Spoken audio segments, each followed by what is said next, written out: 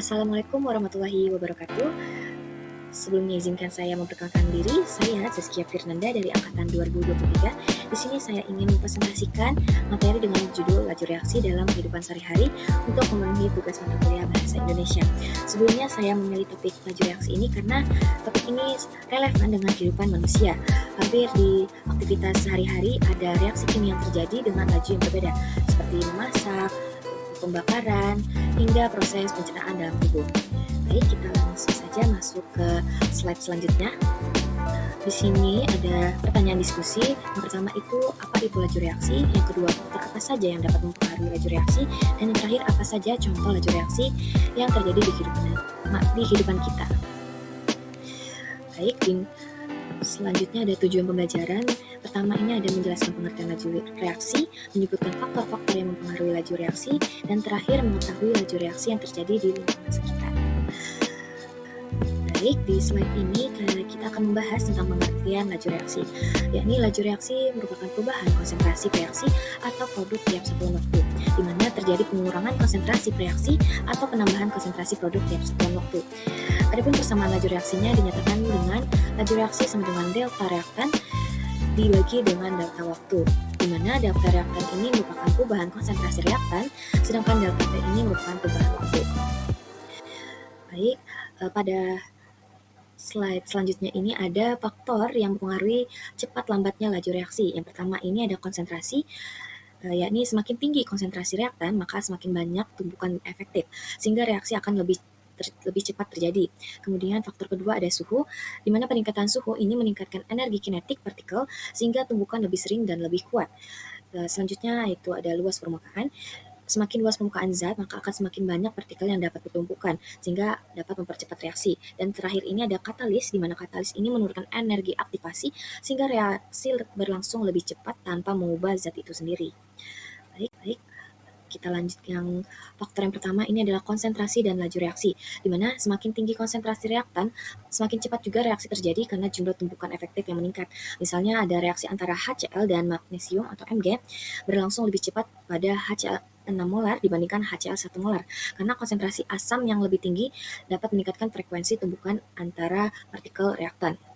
Dapat dilihat di gambar, ada HCl 1 molar ditambah magnesium, di mana konsentrasinya ini rendah, dan HCl 6 molar sama ditambah dengan magnesium konsentrasinya tinggi. Ini dapat dilihat di sini ada jumlah ion hidrogen yang tersedia ini lebih banyak untuk bereaksi, maka untuk HCl 6 molarnya yang memiliki konsentrasi tinggi mempunyai laju reaksi yang lebih cepat dibandingkan HCl 1 molar. Baik, selanjutnya ada suhu dan laju reaksi. Peningkatan suhu meningkatkan energi kinetik partikel sehingga jumlah tumbukan efektif bertambah dan laju reaksi meningkat. Contohnya ada gula larut lebih cepat dalam air panas dibandingkan air dingin, dikarenakan partikel air panas ini bergerak lebih cepat dan mempercepat proses pelarutan. Lanjut, ada luas permukaan dan laju reaksi. Semakin besar luas permukaan, maka semakin cepat laju reaksi karena partikel lebih mudah bertumbukan. Misalnya serbuk kayu ini lebih mudah terbakar dibandingkan batang kayu utuh.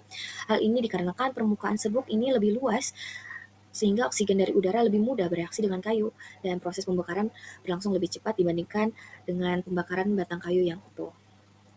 Selanjutnya adalah katalis dan laju reaksi, di mana katalis ini mempercepat reaksi tanpa ikut habis dalam prosesnya dengan menurunkan energi aktivasi sehingga reaksi berlangsung lebih cepat.